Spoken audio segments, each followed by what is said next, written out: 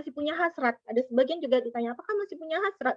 Nah, itu kan pertanyaan-pertanyaan yang privasi dan tidak ada relevansinya, atau ini KPK apa sih gitu kan. Nah, ini cenderung lebih kepada ini mengandung unsur pelecehan seksual. Sebelumnya juga saya ingin sharing pelecehan seksual itu apa, supaya kita sama-sama punya perspektif ini sudah melanggar hukum dan itu diatur dalam undang-undang. Misalnya di dalam KUHP itu disebutkan bahwa perbuatan yang melanggar rasa kesusilaan atau perbuatan lain yang keji dan semuanya dalam lingkungan nafsu birahi kelamin, artinya segala perbuatan apabila itu telah dianggap melanggar kesopanan dan kesusilaan dapat dimasukkan sebagai perbuatan cabul. Ini saya kutip di pasal 289 296 KUHP. Jadi saya sedikit ada catatan ini. Nah, itu. Kemudian juga ada kesimpulannya, pokoknya itu bisa kita sebut seksual harassment atau pelecehan seksual, di mana kesimpulannya adanya ketidakinginan atau penolakan pada apapun bentuk-bentuk perhatian bersifat seksual. Nah, jadi dalam proses TWK itu teman-teman perempuan tuh sampai dipertanyakan hal-hal yang menyangkut harassment seksual gitu. Nah, itu yang kita kritisi dan kita tolak sebenarnya proses tes TWK ini karena dia nggak ada relevansinya gitu. Nah, kemudian juga apa sih kaitannya korupsi dengan perempuan? Gitu. Makanya tadi di awal saya juga sudah menyatakan apresiasi nih dengan kegiatan ini dan apresiasi banget dengan teman-teman Fitra yang selalu mengikut sertakan isu perempuan dalam setiap kegiatannya gitu, terutama dalam bentuk-bentuk diskusi ataupun dalam bentuk kegiatan. Nah, dampak korupsi terhadap perempuan itu sangat-sangat berdampak karena perempuan memiliki peran dan fungsi yang sangat strategis dalam keluarga dan masyarakat sehingga dia itu sebenarnya adalah orang yang paling dekat dengan dampak paling jelek dari korupsi itu. Kan sayangnya banyak yang tidak bisa memainkan peran dan fungsinya dengan baik karena faktor kemiskinan. Dan salah satu penyebab utama terjadi kemiskinan itu adalah itu tadi korupsi. Jadi perempuan itu paling dekat gitu. Dampak terburuk dari korupsi itu perempuan paling dekat. Nah, korupsi kan terjadi di beberapa aspek kehidupan, misalnya pendidikan, kesehatan, lapangan kerja. Nah, dari aspek-aspek ini perempuan itu sangat dikit mendapat akses. Nah, oleh karena itu mungkin karena kita ini sifatnya diskusi ya sebagai pengantar aja, saya lebih ke ini ya menyampaikan pernyataan sikap lah dari kami khususnya PPSW Riau bahwa kita menolak adanya proses TWK itu, tegas menolak dan menuntut untuk dibatalkan proses TWK tersebut karena prosesnya tidak dilakukan secara profesional dan tidak etis, terutama pertanyaan-pertanyaan bersifat pribadi, diskriminatif dan seksis. Mungkin itu saja dan yang pasti perempuan itu karena dia merupakan kelompok yang paling rentan dan paling menerima dampak terjadi korupsi, itu tadi saya bilang berkaitan dengan indikator kehidupan bermasyarakat tadi terkait dengan dari akses kesehatan, pendidikan, itu sebenarnya kalau kita bisa lihat, mungkin teman-teman bisa lihat juga angka-angka itu, dan perempuan itu misalnya kesempatan untuk berobat itu perempuan paling sedikit, kemudian kesempatan dan yang menderita sakit itu paling banyak perempuan gitu. Tapi di isu kesehatan itu ternyata paling banyak korupsinya, misalnya seperti itu. Kemudian juga pemenuhan kebutuhan rumah tangga. Nah, terakhir tentang korupsi bansos, misalnya seperti itu. Sebenarnya perempuan itu paling rentan terhadap korupsi gitu, dampak korupsi. Saya rasa untuk membuka diskusi itu dulu ini fasilitatornya. Terima kasih. Oke, makasih Kak Santi. Dua poin yang paling saya tangkap dari bahwa PPSW selain menolak dari hasilnya juga menolak dari awal bahwa prosesnya itu dimaksudkan pertanyaan-pertanyaannya bersifat seksual harassment ya Kak ya? Ya. Oke, makasih. Oke, kita lanjut ke pembicara yang kedua dulu. Tadinya saya mau ke Bang Triono, tapi Bang Triono lagi izin untuk sholat asar. Kita langsung ke Bang Fandi dulu deh. Bang Fandi dari Walhi. Halo Bang Fandi. Halo Reva. Oke. Bang, gini. Kita kan Riau ini termasuk ke dalam provinsi yang zona merah korupsi gitu. dari Walhi sendiri kan konsentrasinya itu pada isu lingkungan. Mengapa sih Bang kita sebagai dari Walhi sendiri, kenapa sih mengharuskan masyarakat Riau pada khususnya Indonesia pada umumnya harus membela KPK? Apakah itu berkaitan urgent dengan kondisi di Riau saat ini, Bang? Kenapa sih kami harus ikut membela, Bang? Boleh, Bang?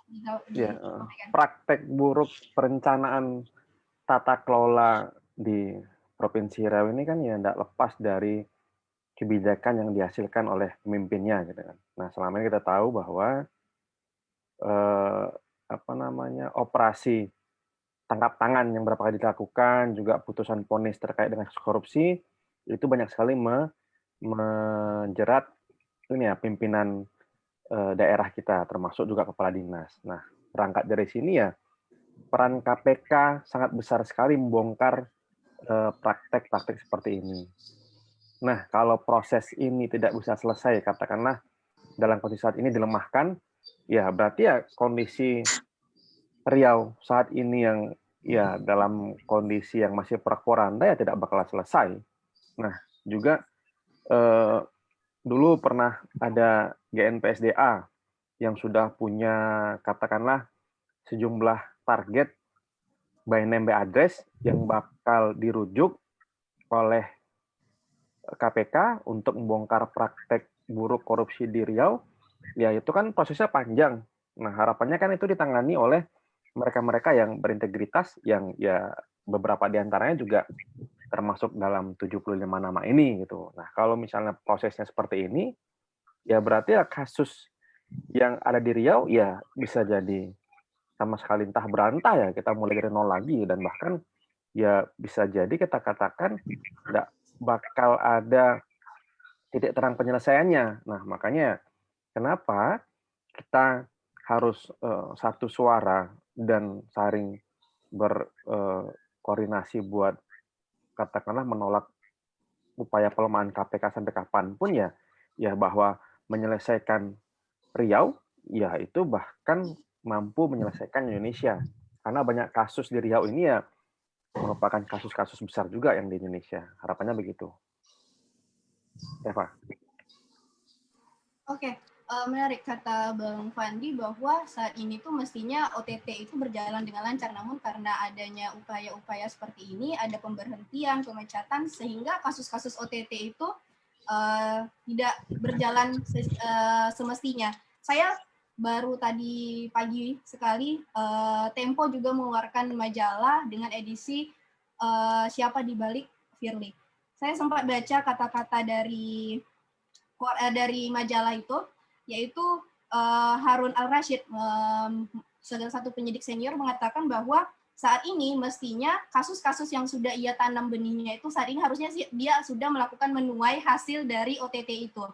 Nah, saya beralih ke Bang Setri dari Tempo. Halo Bang Setri. Halo Reva. Okay. Assalamualaikum. Waalaikumsalam. Sehat Bang? Alhamdulillah. Yes. Gara-gara Kongres Unri nih, kurang tidur kita Reva. Ampun. Tapi aslinya alhamdulillah ya Bang. Oke. Saya sempat baca bahwa Tempo itu termasuk ke dalam konsorsium di Indonesia Leaks dalam liputan yang tergabung dari beberapa media ya Bang. Salah satu Tempo.co ya Bang. Ya. Nah, belakangan kan mungkin informasi-informasi tentang KPK ini banyak yang emang kita nggak bisa pungkiri bahwa informasi terbanyak itu mungkin kami dapatkan dari majalah maupun Tempo.co dan koran Tempo. Mungkin bisa dijelasin Bang, gimana sih temuan dari dapur media Tempo untuk KPK ini Bang? Dan seperti yang lain Bang, kenapa sih kami harus ikut mendukung gitu? Terima kasih Bang. Oke. Terima kasih Reva, kawan-kawan semua. Salam hormat. Kami di Tempo itu khusus saya pribadi, saya sangat bersinggungan dengan KPK gitu. Jadi sejak awal-awal, sejak 2010 itu ada interaksi. Jadi saya tahu kenapa KPK harus dimatikan. Nah, inilah kenapa dengan berbagai instrumen kita harus melihat TWK ini salah satu tools, salah satu bagian dari serangkaian proses yang sudah ada. sebagian kawan-kawan bilang proses awalnya itu pelemahan di revisi Undang-Undang KPK gitu loh. Kalau saya tidak. Proses awalnya itu adalah ketika serangan-serangan kepada para penyidik, novel dan lain-lain. Dengan ya novel kita lihat dia buta, mata kiri tinggal 50% gitu, mata kanan total gitu. Serangannya mula dari sana, berhenti dan ini berkelanjutan. Kemudian sampai puncaknya adalah berbagai serangan, kemudian masuknya pimpinan bermasalah. Itu kan Pak. Berikutnya pelemahan undang-undang revisi undang-undang anti korupsi, undang-undang KPK. Itu kita lihat sangat sistematis. Sisi lain, saya mau simultankan saja dengan program kawan-kawan dari Riau. Apa sih? Ada Omnibus Law. Jadi satu rangkaian proses. Satu rangkaian proses yang menurut saya, analisa saya, daging besarnya adalah Omnibus Law. Adanya kepentingan korporasi dan segala macam, dan yang menjadi kendala, yang menjadi penghambat itu KPK. Karena itu harus dimatikan. Nah, itu sederhana menjawabnya. Salah satu toolnya yang sekian banyak toolnya TWK itu. Kenapa? Karena berbagai misalnya alih status, kan? Masuknya pimpinan bermasalah nggak efektif. Tidak, teman-teman KPK tetap bisa OTT, malah besar-besar dalam Menteri Kelautan, ada Menteri Sosial, ternyata tidak bisa mengerem nih. Dimasukkanlah orang-orang juga tidak bisa mengerem. Akhirnya pakailah yang menurut saya sih toolsnya itu tools TWK tadi yang sama sekali di luar nalar kita gitu. Bagaimana seorang yang sudah bekerja 20 tahun dites soal pemahaman dia terhadap Pancasila. Dan sebagian adalah polisi. Polisi, kemudian teman-teman yang sudah teruji, Giri Supadiono gitu, salah satu direktur, itu menjadi instruktur rutin di TNI, di Kementerian Pertahanan, dan Kementerian Lembaga. Dia yang ditanyakan soal bagaimana pemahaman kebangsaan. Jadi memang kacau balau ini kita ini. Jadi kacau balau dan lagi-lagi apa sih? Kenapa harus dimatikan ya tadi? Ada daging besar Omnibus Law, ada terkait orang-orang besar. Orang-orang besar ya kita tahulah. Karena teman-teman jangan terfokus pada satu kasus. Ini berhimpun, bersekutu mereka dengan berbagai lini, ya terkait dengan berbagai kasus yang terjadi, mungkin pengembangan kasus dari Riau bisa jadi juga kita curiga itu. Karena itu harus direm gitu loh. Jadi apakah ini tools terakhir? Saya ragu. Jangan, karena mereka sistematis kok. Ini pasti berikutnya adalah tools. Kita nggak tahu nih, kita nebak-nebak nih. Sekarang TWK, gaduh, dangdung. Kemudian dalam konteks itu, di temuan Indolix itu, teman-teman kawan yang koalisi jaringan media yang bergabung Indolix itu memang semakin memastikan bahwa ada yang janggal dalam proses tes wawasan kebangsaan itu. Ada yang menitip di belakang, prosesnya melanggar prosedur, sebetulnya prosedur yang berlaku di KPK, bahwa tes terhadap asesmen itu harusnya sekjen gitu, bukan pimpinan. Pimpinan itu kan udahlah 5 tahun cuman sekjen bisa bertahun-tahun. Organisasi dalam teori organisasinya ini melanggar gitu. Karena itu layak kita pertanyakan dan layak kita menyuarakan. Itu mungkin, tapi saya ingin sampaikan Reva, jadi agar kampanyenya bisa lebih efektif, jangan ini tidak soal KPK saja. Ini bukan soal novel saja, ini bukan soal Harun Al-Rasyid saja, bukan kawan-kawan yang 75 itu, tapi ini adalah soal perang terhadap korupsi, dan kita ingin menagih komitmen pemerintah dalam perang melawan korupsi. Itu, Reva. Oke. Terima kasih Bang Setri. Meminjam kata ini sebenarnya bukan diskusi pertama untuk teman-teman yang untuk diskusi ini. Ini bukan diskusi pertama yang diadakan migrasi mengenai KPK ini. Ini ada diskusi yang ketiga. Sebelumnya itu kita juga sudah pernah diskusi dengan teman-teman BEM di Riau Kami punya keresahan sama, karena Reva juga mahasiswa ya, keresahan sama bahwa sebenarnya yang kita takutkan itu bukan, yang kita khawatir, kita resahkan itu bukan hanya pemberhentian ini, tapi ada kemungkinan bahwa ini adalah salah satu upaya supaya kasus-kasus yang sudah dipendam-pendam itu tidak bisa dilanjutkan. Itu juga yang dikatakan oleh Harun Al-Rashid di Tempo yang dimuat hari ini. Nah, selanjutnya saya mau ke Bang Made. Halo Bang Made. Ya, halo Reva. Oke.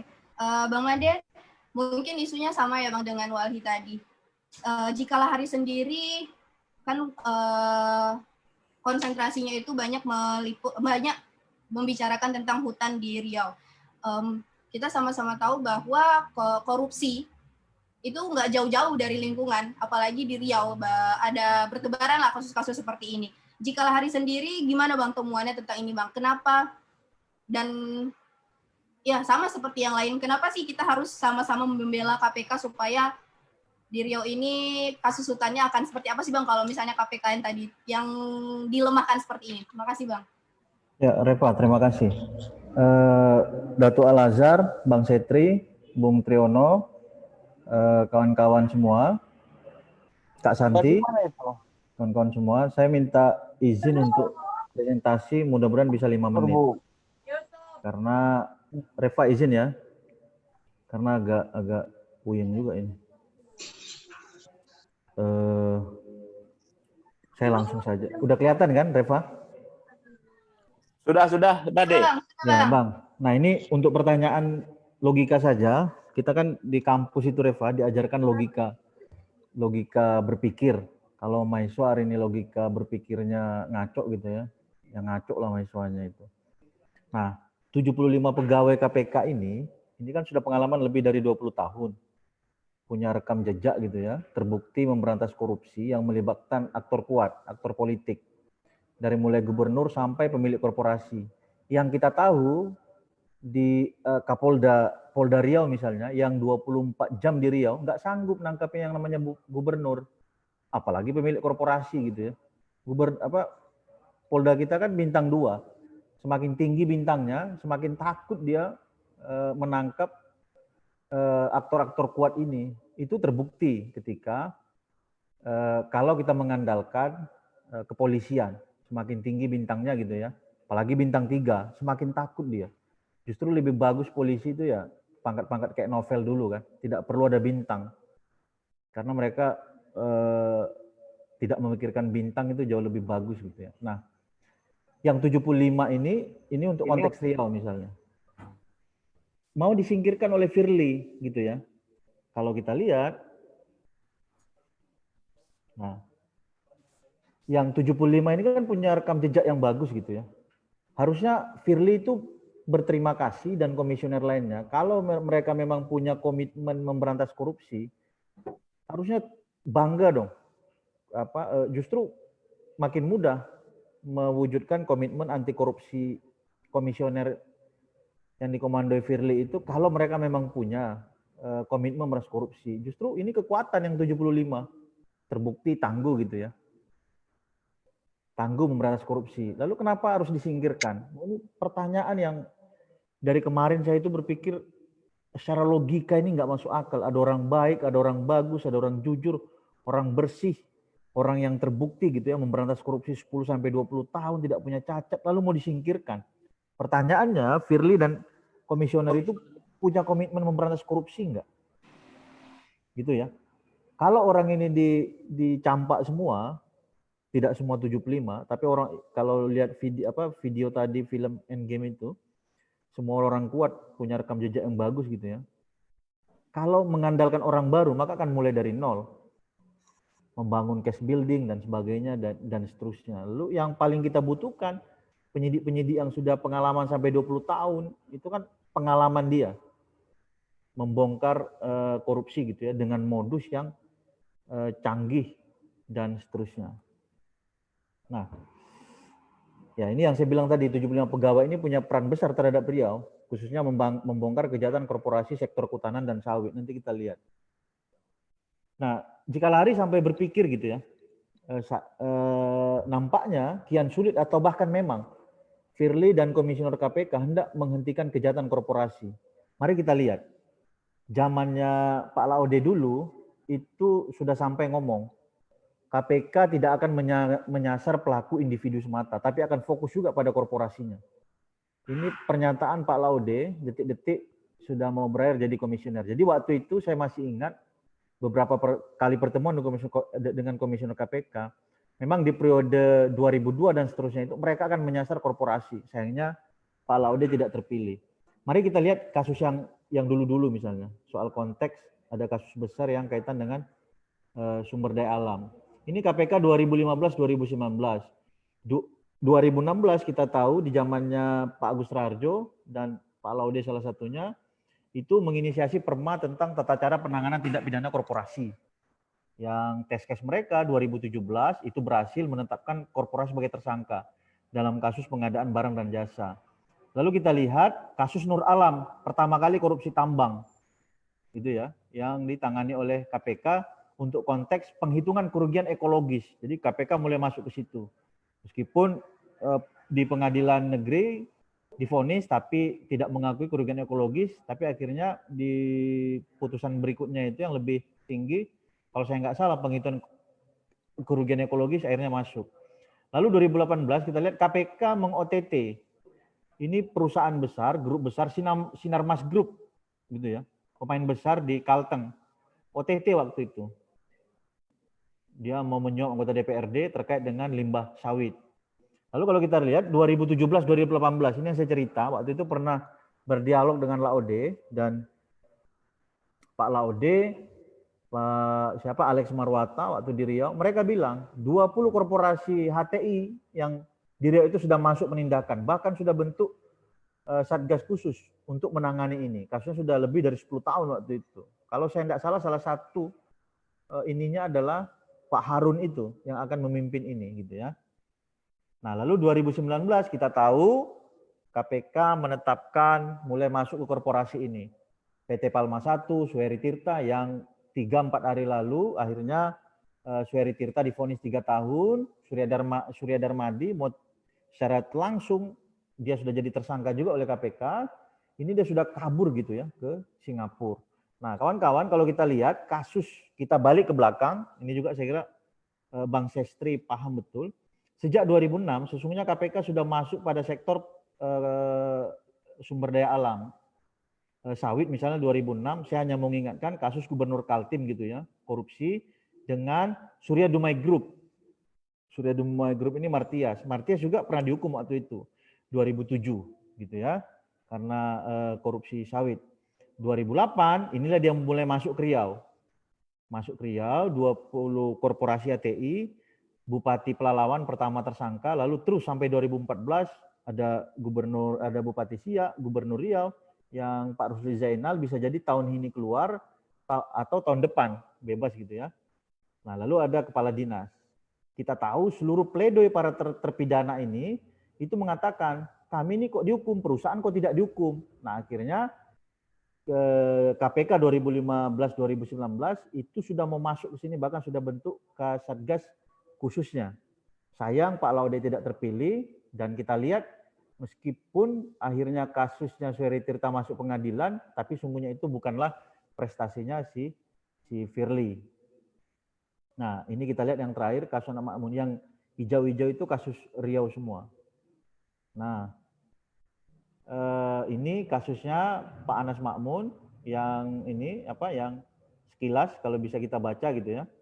Nah, ini kasus Anak Makmun, lalu yang terakhir Darmex Agro atau Duta Palma Group yang jadi buronan KPK hari ini. Nah, kita tahu di KPK ini buronan dulu tahun 2018, saya lupa Bang Setri, mungkin 2017 Bang Setri ngikuti benar ini. Iya, RAPP ya. Ya, Rosman, betul. Rosman. Sampai sekarang masih jadi buronan KPK.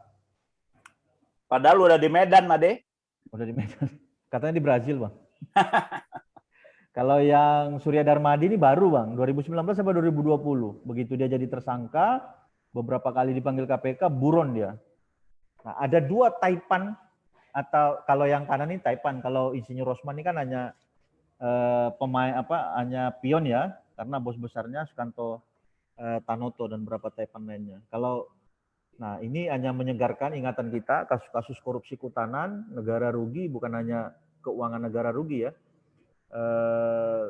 lingkungan hidup rusak, termasuk kita juga ya menikmati hujan dan banjir hari ini gitu ya.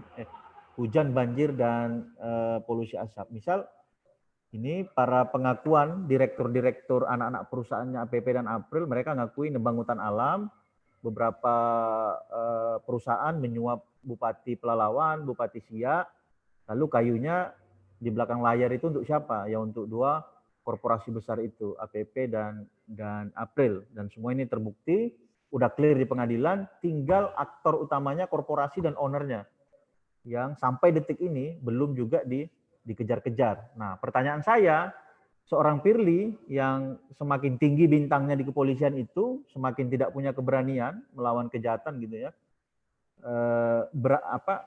Dengan Firly yang mimpin dan komisioner ini, kira-kira mereka berani nggak menangkap kelas kakap yang beginian? Misal ini salah satu modus kejahatan, bagaimana kejahatan-kejahatan bisnis bisa mengelabui hukum gitu ya, dengan pendekatan-pendekatan kontra, take over dan lain sebagainya. Nah, saya kira dari Riau ada konteks kasus-kasus besar seperti ini yang seorang Firly dan komisioner KPK beraninya kok dengan 75 pegawai KPK gitu ya. Yang ini adalah orang-orang yang punya kontribusi, punya peran besar untuk Provinsi Riau. Saya kira itu, Reva. Terima kasih.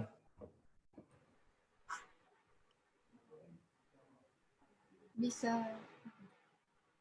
Oke, terima kasih Bang Ade. Ternyata ada banyak sekali ya orang-orang yang di Riau ini yang berhubungan dengan lingkungan dan kasusnya itu dibongkar oleh KPK. Dan saya juga di diskusi terakhir kemarin, saya lupa siapa yang bilang, mungkin Bang Suryadi, bahwa KPK itu bahkan rutin untuk berkantor di Riau. Saking karena Riau ini memang sebagai zona merah untuk korupsi, begitu. Di diskusi terakhir itu, Bang. Nah, selanjutnya, terima kasih Bang Ade. Selanjutnya, Bang Triyono Hadi sudah hadir. Sudah selesai sholatnya, Bang. Halo, Bang. Sudah. Oke. Gini Bang, kita kan tahu nih Fitra ini berperan dalam pemantauan anggaran gitu. Nah, boleh dong Bang diceritakan ke kami bagaimana peran dan pencegahan korupsi dari KPK di Riau itu sendiri, dari pantauannya Fitra Bang. Oke, silakan Bang. Ya, terima kasih Dina. Assalamualaikum warahmatullahi wabarakatuh. Selamat sore teman-teman. Saya hormati ada Bang Al-Azhar, Bung Made, ada Mas Setri, dan lain-lain. Juga ada kawan-kawan dari mahasiswa LSM dan media juga mungkin ada. Terima kasih atas waktunya. Terkait dengan topik diskusi, bahwa sesuai dengan judul filmnya ya, bahwa upaya membunuh KPK sehingga KPK juga akan tamat itu menjadi semakin lebih nyata ya, dengan perkembangan-perkembangan yang ada sejauh ini. Nah, kalau kita melihat bahwa situasi korupsi di Indonesia, termasuk juga di Riau gitu ya, bahwa yang pertama kalau kita melihat dari indeks persepsi korupsi itu kan update 2020 itu cenderung turun gitu ya, setelah upaya yang cukup baik gitu ya. Kalau kita melihat trennya dari 2016 ke 2019, dari skor 36 poin menjadi 40 poin sampai 2019, lalu kemudian down di tahun 2020 menjadi 37 poin gitu ya, dan secara agregasi internasional global juga mengalami penurunan secara ini ya, dari 180 negara yang menjadi lokasi studi untuk indeks persepsi korupsi.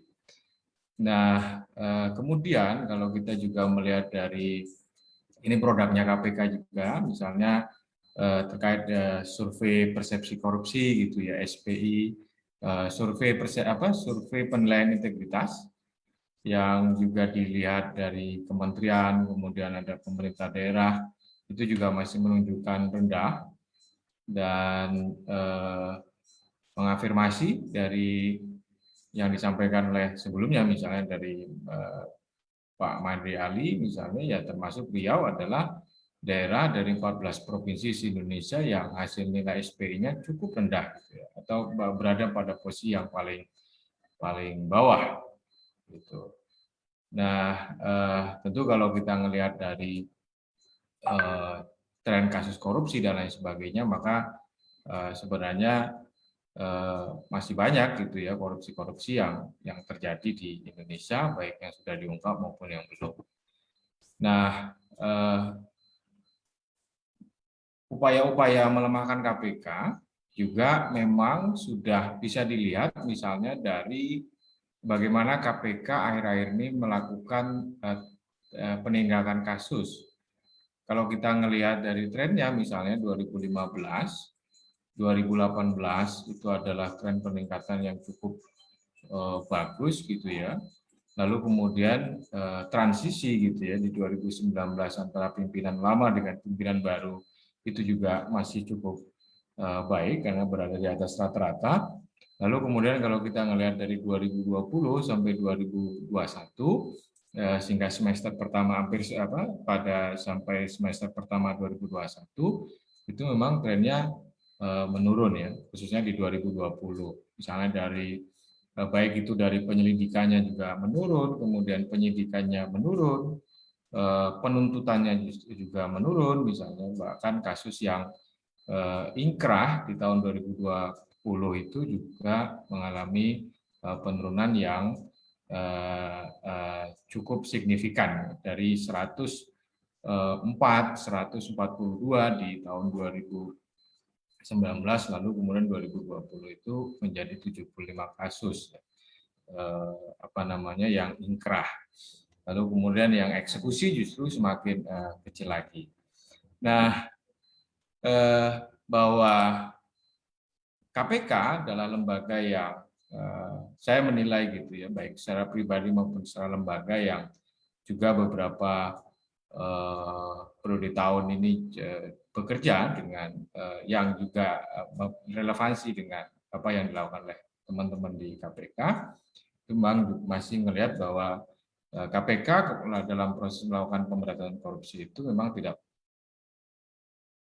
dan hal itu bisa dilihat dari misalnya 2014-2019 bagaimana seluruh partai gitu ya itu terlibat dan ditindak oleh KPK, meskipun secara kuantitas itu berbeda-beda antar partai, tapi KPK itu memberantas korupsi atau melakukan penindakan korupsi kepada seluruh partai.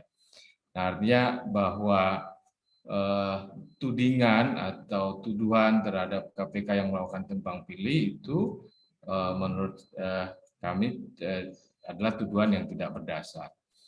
Lalu kalau kita juga melihat dari aspek ini ya, aspek dari siapa yang ditindak oleh KPK, bahwa memang KPK ada dan semakin ke sini itu kemudian memang upaya untuk melakukan penangkapan terhadap pejabat-pejabat negara di level kementerian, kemudian provinsi, ya, gubernur, wali kota, kemudian bupati, itu masih dilakukan, baik itu dengan pendekatan OTT maupun pendekatan yang lain. Nah, kalau kita juga melihat dari tren pengembalian keuangan negara, misalnya ini ada data 2014-2018, Trennya cukup baik ya, misalnya 2016 itu pengembalian uang negara dari hasil penindakan kasus korupsi dilakukan oleh KPK itu mencapai hampir 0,5 triliun, dan trennya menurun, bahkan 2020 kemarin, tahun yang lalu, itu hanya 239 miliar. Itu memang secara kinerja di 2020 itu mengalami kemerosotan.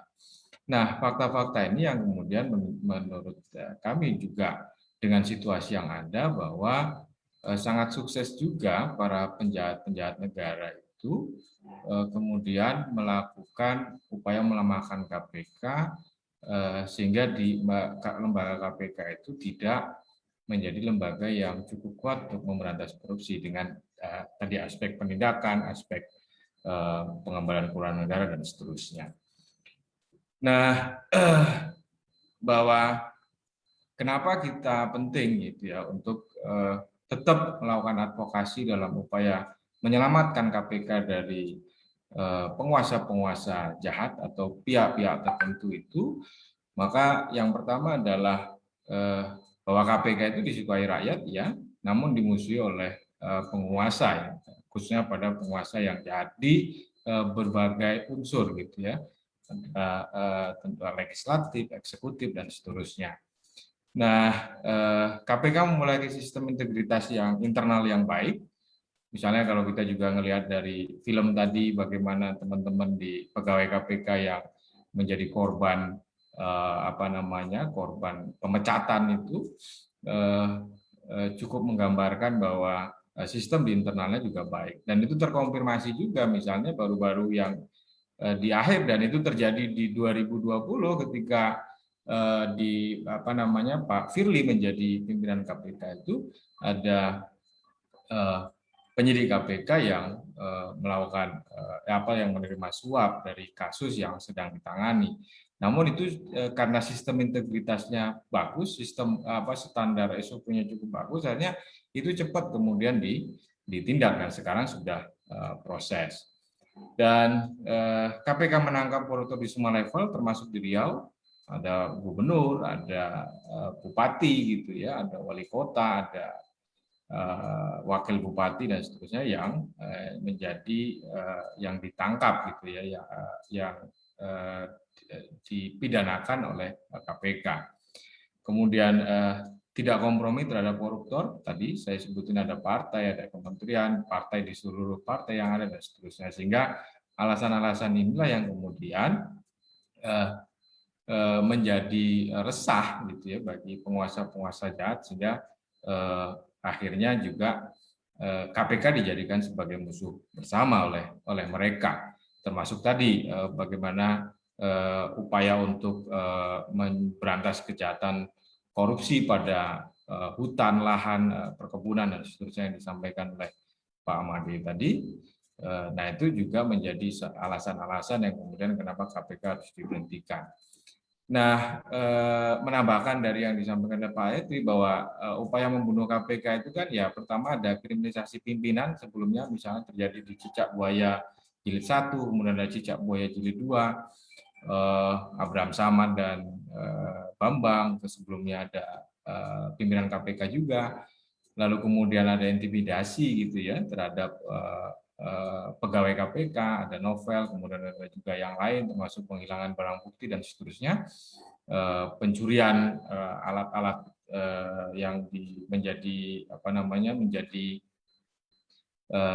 peralatannya teman-teman KPK yang akhirnya hilang dan seterusnya. Itu adalah upaya-upaya yang memang sebelumnya dan terjadi gitu ya dilakukan, namun itu tidak menyurutkan bahwa KPK masih tetap eksis untuk melakukan pemberantasan korupsi.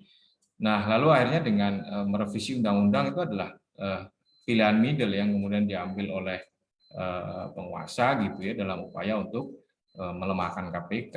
Ada dewan pengawas, penyadapan yang dilakukan dengan mekanisme yang lebih rumit, lalu kemudian ada reformasi status pegawai dari pegawai non ASN menjadi ASN. Nah, itu sebagai langkah-langkah. Lalu tidak cukup juga gitu ya, kemudian melemahkan KPK dan akhirnya upaya yang dilakukan adalah bagaimana menempatkan pimpinan KPK yang dengan integritas yang tanda kutip rendah gitu ya, dari pimpinan-pimpinan KPK yang ada. Nah, akhirnya ini juga tidak berhasil gitu ya. Bahkan ada pengungkapan case untuk bansos dengan melibatkan kementerian, kemudian ada upaya-upaya yang lain, dan sehingga adalah jalan keluar yang dilakukan akhir adalah memberhentikan pegawai KPK yang dengan integritas baik, yang memang muaranya adalah bahwa institusi KPK gitu ya akan menjadi lembaga yang biasa-biasa saja dalam pemberantasan korupsi, seperti mungkin APH-APH yang ada seperti zaman sebelum adanya KPK atau misalnya di zaman Orde Baru. Nah, itu upayanya ya, dalam upaya membunuh KPK yang akan dilakukan. Lalu apa sih yang apakah kita gitu ya kemudian rela akan memang terjadi KPK menjadi institusi komisi pencegah korupsi gitu ya yang menggunakan pendekatan yang biasa-biasa saja dan seterusnya.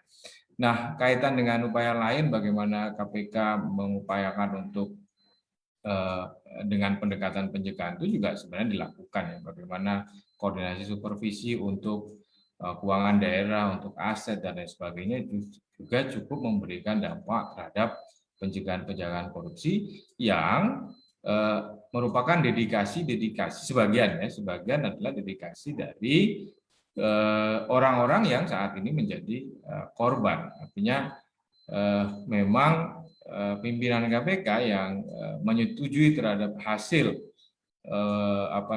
hasil evaluasi dengan menggunakan pendekatan TWK itu yang meskipun sudah diingatkan oleh Presiden, namun tetap itu dilakukan. Mestinya mereka tadi ya sampaikan oleh Bung Made, mestinya berterima kasih kepada 75 gitu ya atau lebih lah ya dari seluruh pegawai-pegawai KPK yang memiliki dedikasi tinggi.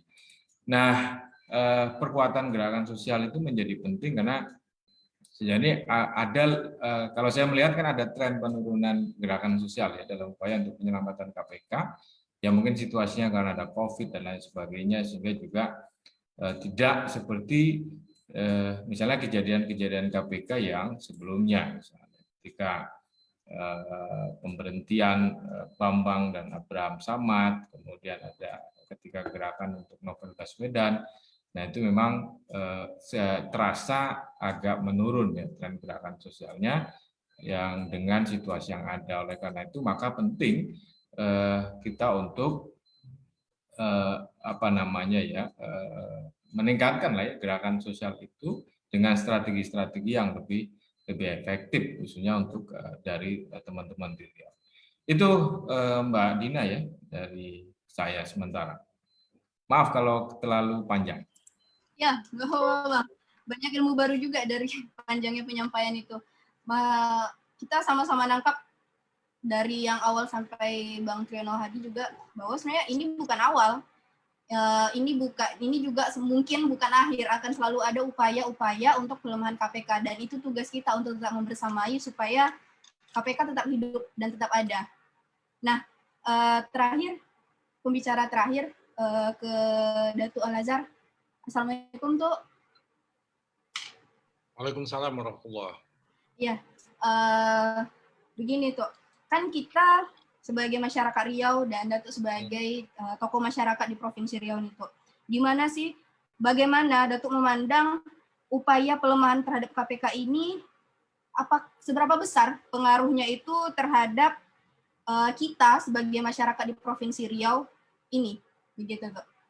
Mungkin bisa dijelaskan Tuh pandangan Datuk sendiri atau bahkan dari LAM sendiri memandangnya seperti apa dari upaya pelemahan KPK ini.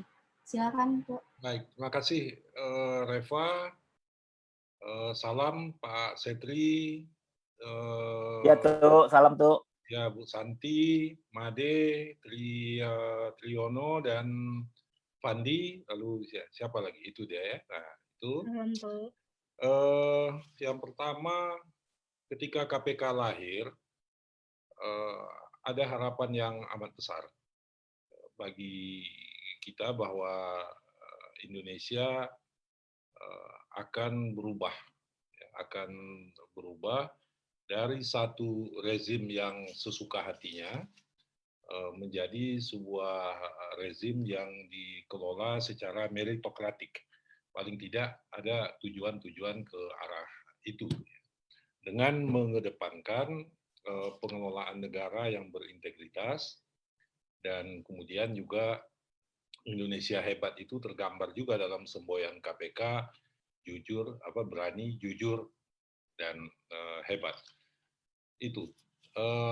Cakrawala harapan seperti itu begitu membuncah, dan kemudian sayangnya pada waktu itu juga sudah cukup banyak juga orang yang merasa bahwa KPK ini tiba-tiba menjadi sebuah super body, lembaga super body.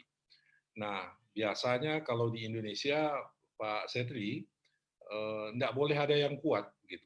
Jadi kalau ada yang kuat lalu dikeroyok ramai-ramai supaya menjadi lemah. Nah, itu antara lain budaya perpecahan yang kita tidak belajar dari pengalaman 350 tahun dijajah Belanda dan juga 3,5 tahun dijajah Jepang. Itu satu. Nah, kemudian kita sadar tadi Pak Setri dilengkapi oleh Triono memperlihatkan ada bagaimana upaya-upaya untuk meruntuhkan superioritas dari lembaga yang bernama KPK itu. Ada kronologi. Kemudian bagaimana TWK itu dalam pandangan Pak Setri tadi adalah sebuah tools yang bahkan mungkin ini belum yang terakhir. Itu saya menggarisbawahi itu tadi. Jadi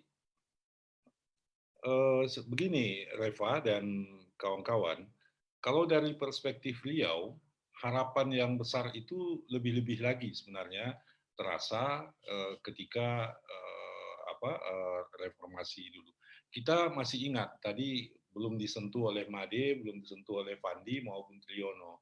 Bagaimana KPK kemudian mengkonfirmasi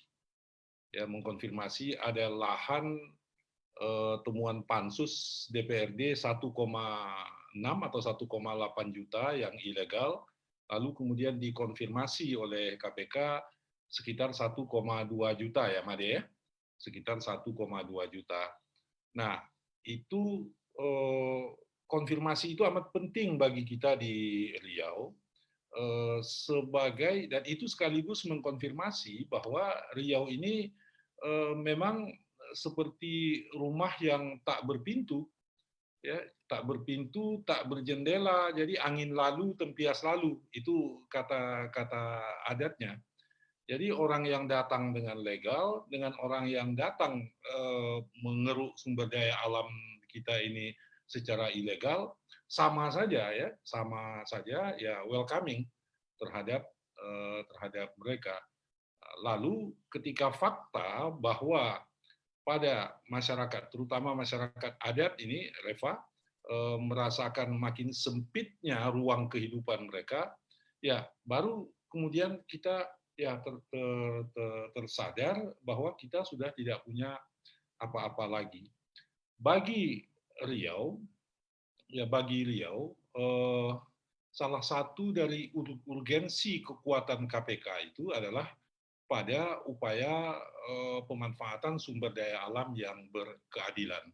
Jadi harapan pada keadilan sumber daya alam itu. Jadi kita bukan lagi hanya menjadi padang perburuan, tempat di mana orang mengambil sesuka hatinya, tapi juga tempat di mana yang menurut adat itu ya dapat sama berlaba begitu, hilang sama merugi, artinya yang dikongsi bersama-sama. Nah itu lalu apakah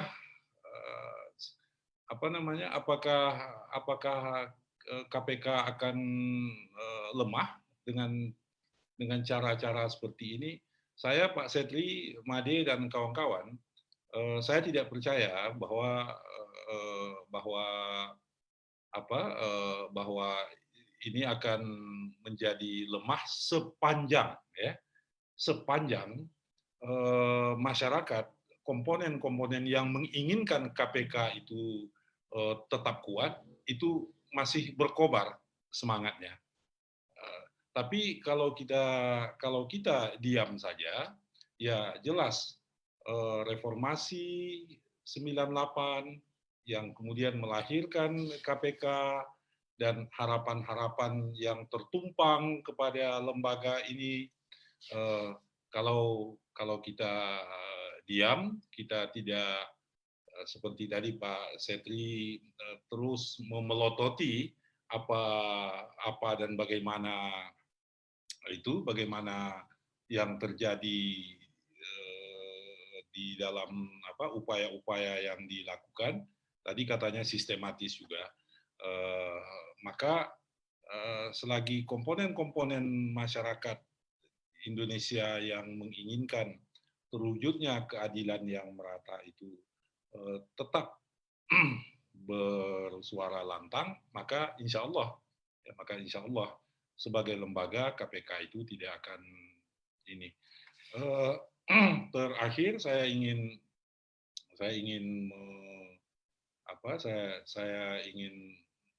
mengatakan bahwa bagi lembaga adat Melayu Riau,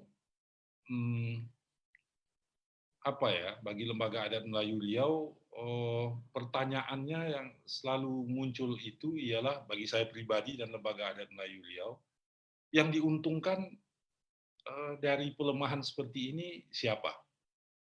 Kalau Tempo melaporkan siapa di balik itu, maka mungkin Pak Setri bisa lanjut ini kan. Yang diuntungkan dari fenomena seperti itu siapa? Ya, siapa? Memang tadi sudah disebutkan ini dalam kerangka besar proyek Omnibus Law, ini dalam kerangka besar korporatisasi Indonesia, ini dalam kerangka besar itu, dalam grand skenario yang seperti itu, ya tapi kita berharap agar kiranya civil society dan juga media selalu memelototi itu, dan dengan cara seperti itu juga barangkali itu bisa dibalik, bagaimana keuntungan itu justru berpindah kepada mayoritas rakyat kita. Saya kira itu, Reva, mohon maaf karena data dan ini sebenarnya saya punya, tapi sebagian besar tadi hampir semuanya sudah disebutkan oleh kawan-kawan ya. Jadi saya tidak menyentuh itu lagi. Terima kasih. Assalamualaikum warahmatullahi wabarakatuh. Waalaikumsalam warahmatullahi wabarakatuh. Iya, ini juga jadi salah satu penghantar terhadap diskusi dan nobar kita pada hari ini, teman-teman yang ikut join, bahwa melihat kondisi KPK yang saat ini dilemahkan, tentu ini jadi sesuatu yang membuat para koruptor itu senang. Dan mungkin kita bisa berlanjut membaca terus edisi-edisi terbaru dari Tempo, nanti mungkin akan terus memberitakan ini. Kita sama-sama cari tahu, sesuai yang dikatakan oleh Datuk tadi, bahwa siapa yang berperan di belakang ini. Reva, izin Reva, saya menyampaikan sesuatu, boleh nggak? Iya, boleh Bang. Iya. Assalamualaikum Datuk, kita baru ketemu sekali. Padahal dulu saya punya senior Datuk, almarhum Armarzan Lubis. Iya. Wah, nggak kenal Bang. Kita senang sekali bertemu kali ini. Alhamdulillah. Tapi ya, saya ingin menyampaikan kenapa sih kita harus membela dari aspek yang sangat sederhana. Kita menurut keyakinan saya sebagai Muslim, saya percaya bahwa kita tuh harus adil karena adil itu dekat dengan takwa, itu dan rasa prioritas kita meyakini itu, dan kita tidak punya dalil untuk menolak terhadap kawan di KPK. Mereka itu coba Taliban, ya kan? Ini kan masif sekali. Taliban, kemudian muncullah tes wawasan kebangsaan itu sangat dekat secara personal. Jadi, dan saya merasakan betul ketika saya berkunjung ke kantornya, itu kita itu disadarkan bahwa kita itu harus saleh gitu loh. Azan semuanya berhenti dan sholat berjamaah. Kemudian nanti ada, apakah ini salah? Nah ini kan perspektif. Kalau kita tidak adil, ini Taliban radikal segala macam. Tapi poin saya itu tidak adil. Karena begini kawan-kawan, novel CS itu saya sangat personal, secara personal sangat dekat ketika dirawat di Singapura, saya 2 kali melihat dan ibunya menangis-nangis ke saya, sudah Mas Setri, jangan beritakan lagi anak saya, kami lelah. Bayangkan, ibunya sendiri sambil menangis meraung-raung minta jangan. Artinya novel menghadapi dilema bahwa yang berani dia, tapi keluarganya tidak. Anak-anaknya masih kecil, anaknya paling kecil itu 4 tahun. Dan ada yang 4. Kenapa KPK itu harus saleh? Menurut saya kawan-kawan penyidik itu coba bayangkan. Mereka bekerja di lembaga negara. Mereka menjalankan tugas negara. Oke? Mereka menangkap para penjara uang negara. Tapi ketika mereka diancam, negara tidak hadir. Ke siapa dong kita minta? Ya ke yang atas. Jadi di filmnya teman-teman Watchdog Endgame itu sudah jelas. Seluruh orang di sana, baik Kristen, baik Katolik, baik Hindu, Buddha, dan Muslim, itu saleh gitu, saleh semua. Saya pastikan. Jadi ibadah itu betul-betul kusuk gitu loh. Jadi narasi-narasi yang ini harus kita lawan. Kita tidak boleh membiarkan masa orang saleh karena dia menjadi kita ini gampang, kita kalau kita orang luar gitu ada masalah, kita nggak, kedua pilihannya, kita meminta kepada yang di atas atau kita pakai narkoba, kan begitu ceritanya kan. Kawan-kawan itu meminta ke hal yang paling benar, meminta pertolongan kepada yang di atas, dan ini berlaku untuk semua penganut agama. Terus kita orang-orang menyebut, wah karena itu ini dikuasai Taliban. Satu poinnya yang paling penting menurut saya, karena kenapa orang-orang bagus di KPK ketika pindah ke lembaga lain itu tidak bagus sistem gitu. Karena para pendiri KPK itu membangun sebuah sistem yang memberi ruang kontrolnya itu jalan gitu loh. Jalan, tidak ada satu orang, novel mayoritas dia bisa atur semua, ngawur itu. Ngawur orang semuanya kok gemar. Novel itu kompol, Pak. Itu ketuanya itu bintang 3. Kasatgasnya itu kombes, bintang 1 aja jadi dir, jadi kemudian deputi bintang 2 gitu. Jadi dan iya, saya ingin menghimbau bahwa kita tuh harus adil dan itu memang susah, tapi minimal dari diri kita bahwa menyebut bahwa seperti film sangat terang kok menjelaskan bahwa ketika teman-teman menangkap soal suap reklamasi ditodong oleh aparat negara kok, terus kemana mereka minta? Ke dukun? Kan nggak mungkin, karena orang-orang saleh. Jadi saya itu karena 10 tahun lah ya, selalu sore ketemu ngobrol gitu, azan berhenti total semua kegiatan, semua ruangan sepi, dan mereka tuh pulang di atas jam 9. Dan kawan-kawan pasti novel saya masih ingat, dia pulang tuh naik motor. Kita wartawan naik motor terus dan bahkan untuk ketemu ini soal integritas ya, kita traktir aqua saja dia tidak mau. Ketika kami bertemu penting makan besar, kita adu cepat mentraktir, akhirnya kita sepakati, kita potong 2 itu bill. Kita makan di restoran, ada restoran kita potong 2 itu bill. Oke, teman-teman KPK itu saya masih ingat billnya itu 820.000 dibagi dengan sangat adil gitu loh. Masing-masing 320 dan 320. Jadi sistemnya sudah sangat bagus dan ternyata selain sistem yang orang-orangnya sangat bagus, pelemahan melalui undang-undang kan sebetulnya mematikan sistem. Iya kan? Tapi tidak jalan. Karena orang-orangnya masih bagus. ATWK inilah menghabiskan orang-orang bagus itu. Dan tidak ada pilihan, kita harus membela. Gitu. Itu saja, Reva. Ya, makasih tambahannya Bang Setri. Sebuah informasi dari kita yang emang berhubungan sama film yang barusan kita tonton, teman-teman. Nah, ini pembicara kita kan sudah selesai. Nah, selanjutnya saya mau ke teman-teman diskusi di sini. 1 menit saja. Mungkin boleh memaparkan dari kolom chat ada Yulian Tony. Halo? Halo, Bang. Halo, Assalamualaikum. Ya, boleh Bang kasih statement 1 menit saja Bang. Kenapa kita harus mendukung KPK dan membersamai gerakan ini, Bang? Iya, kalau saya melihat ke depannya saja, selain pelemahan terhadap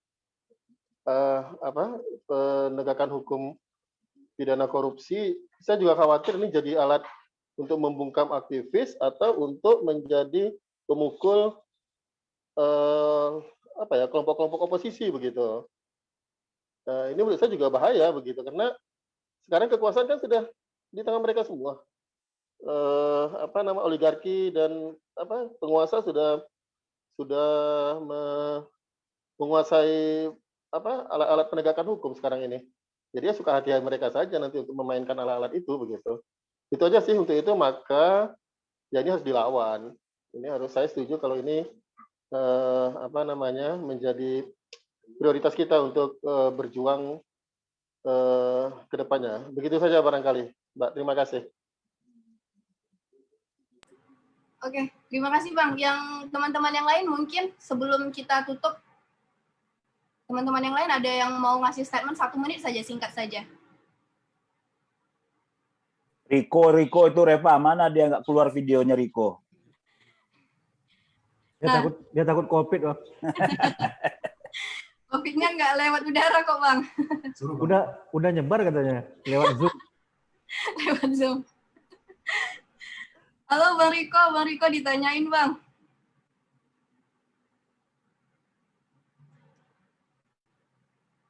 Nggak muncul.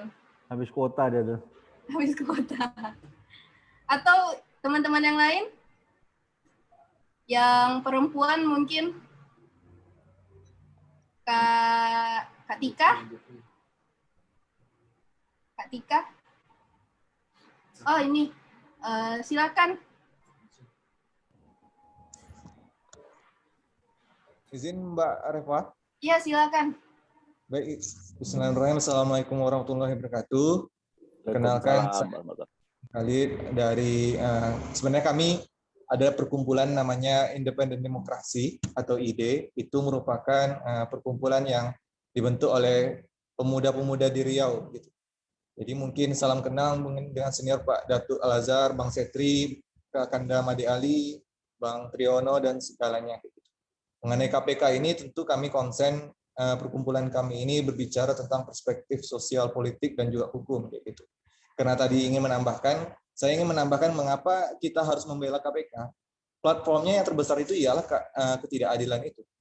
Ketika ketidakadilan merajai negeri ini, tentu salah satu hal tagline yang harus kita balas ialah dengan melawannya.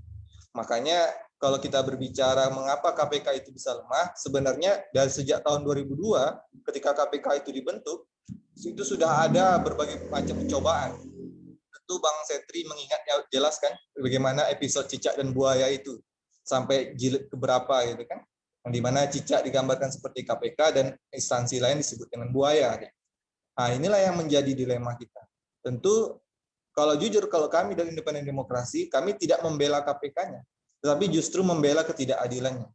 Kenapa? Karena kami juga mencatat KPK juga ada beberapa titik ataupun kesalahan yang dimana dalam progresnya itu biasa terjadi. KPK juga bukan lembaga sempurna, tetapi hari ini ketika kita berbicara pemberantasan korupsi, tentu KPK adalah harapan terbesar kita. Nah, dalam hal inilah bagaimana statement kami dalam progres pelemahan KPK ini, tentu kami sebagai perkumpulan yang baru ya, yang juga mungkin perlu tunjuk ajar dari teman-teman senior, abang-abang senior, itu kita harus membela KPK ini. Mungkin dengan berbagai atraksi ya, ataupun mungkin pernyataan sikap bersama, mungkin bisa menguatkan kita untuk bagaimana agar pemberantasan korupsi di negeri ini semakin efektif dan dapat menjerat orang-orang yang hari ini mungkin bersembunyi di balik kekuasaan yang besar. Terima kasih Mbak Reva, mohon maaf apabila ada satu kata perbuatan, kami tutup. Assalamualaikum warahmatullahi wabarakatuh. Oke, terima kasih. Saya tertarik untuk selanjutnya minta statement dari Bang LW sebagai seniman kita. Boleh Bang, dari tadi terlihat antusias dan serius. Mungkin bisa kasih statement Bang.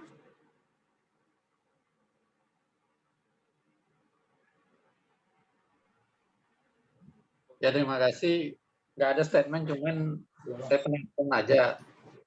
Karena saya ikuti dari dulu tentang KPK ini, karena seorang Fahri Hamzah, dia salah seorang yang getol juga menginikan perbodinya KPK.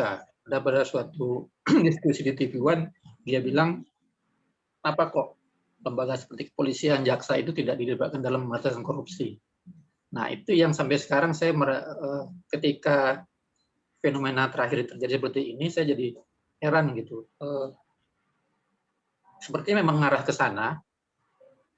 KPK tidak dijadikan super body lagi, dan mungkin pemberantasan korupsi juga akan melibatkan dua institusi tadi. Saya merasa seperti ada satu data yang tidak tersampaikan atau mungkin hanya di kalangan pejabat teras lah yang punya ya. Walaupun Tempo juga melakukan yang lengkap, tapi saya merasa kenapa kok sebegitunya fenomena ini terjadi. Saya merasa ada informasi yang belum terungkap sampai hari ini. Mudah-mudahan nanti ada media yang betul-betul sampai tuntas mengungkap fenomena yang terjadi dengan KPK sekarang. Terima kasih.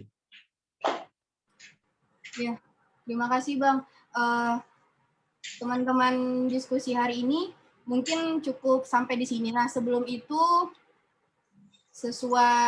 supaya ada hasil yang lebih terlihat gitu, kami mau minta teman-teman yang hadir di diskusi secara online maupun offline untuk ikutan sama-sama kita mendeklarasikan dukungan untuk KPK. Sebelumnya, Bang Taufik boleh tolong jadikan saya co-host, mau share screen.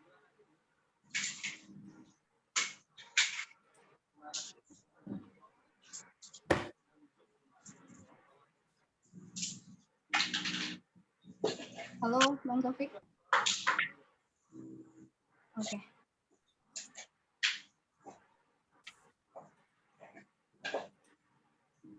Nah, ini ada sebuah deklarasi yang kami minta kesediaannya untuk sama-sama kita baca dan kita resapi. Insya Allah kita juga ikuti gerakannya.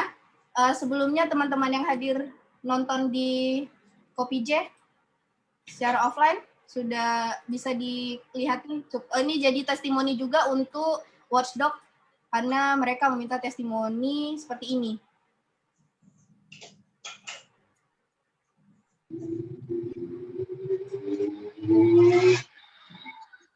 Bisa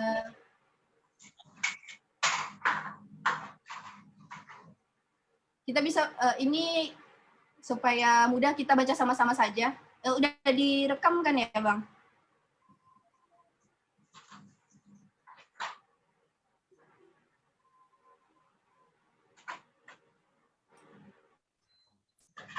Belum terlihat di layar teman-teman yang offline nonton bareng.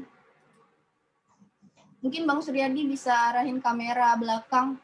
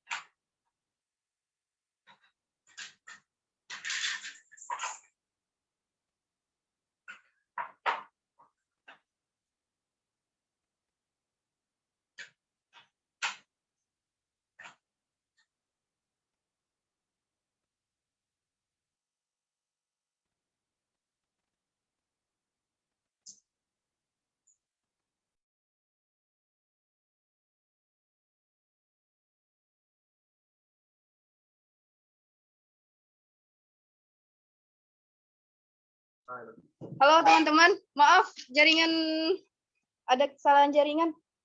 Teman-teman bisa dengar suara saya?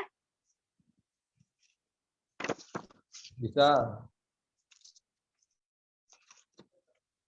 Oke. Kalimatnya singkat saja. Saya akan membacakan awal, yaitu kami dari Gerakan Riau Anti Korupsi atau GRASI menolak pemberhentian 75 pegawai KPK. Nah, setelah saya berbicara seperti itu, dilanjutkan dengan teman-teman semua mengucapkan satukan suara, selamatkan KPK.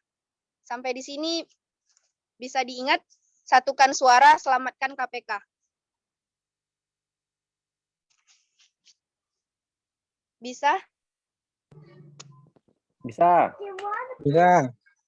Oke. Gas, Kalau gas. gitu boleh tolong di unmute dulu semuanya, teman-teman yang di Zoom. Di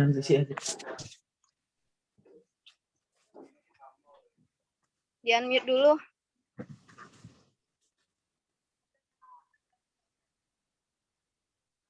Yuk, Ya. Gladi dulu, Gladi.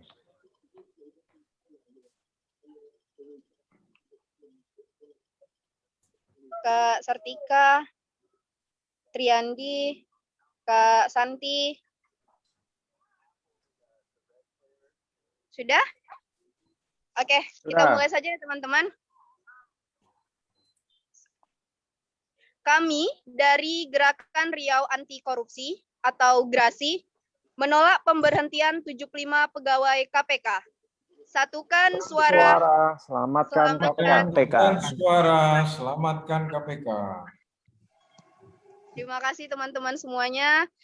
Sebagai informasi sebelum saya tutup diskusi kita hari ini, bahwa mari sama-sama kita membersamai gerakan ini yang kita bangun dari Gerakan Riau Anti Korupsi. Teman-teman semua bisa gabung dengan gerakan kami. Dan nggak kedengar yang di Kopi J, halo.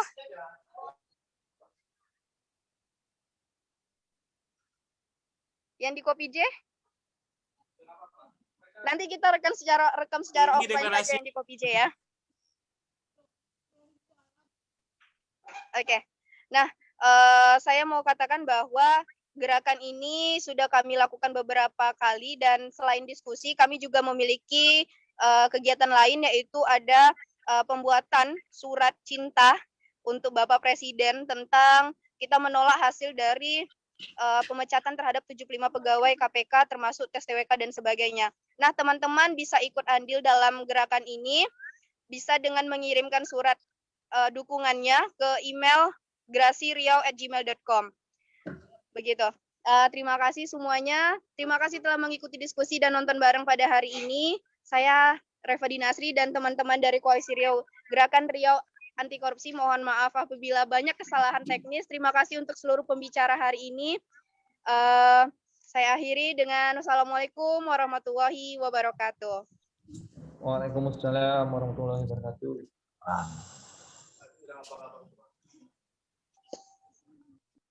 Terima kasih Datuk, terima kasih Bang Setri, terima kasih Kak Santi, terima kasih Bang Triono, terima kasih Bang Pandi, dan terima kasih Bang Made.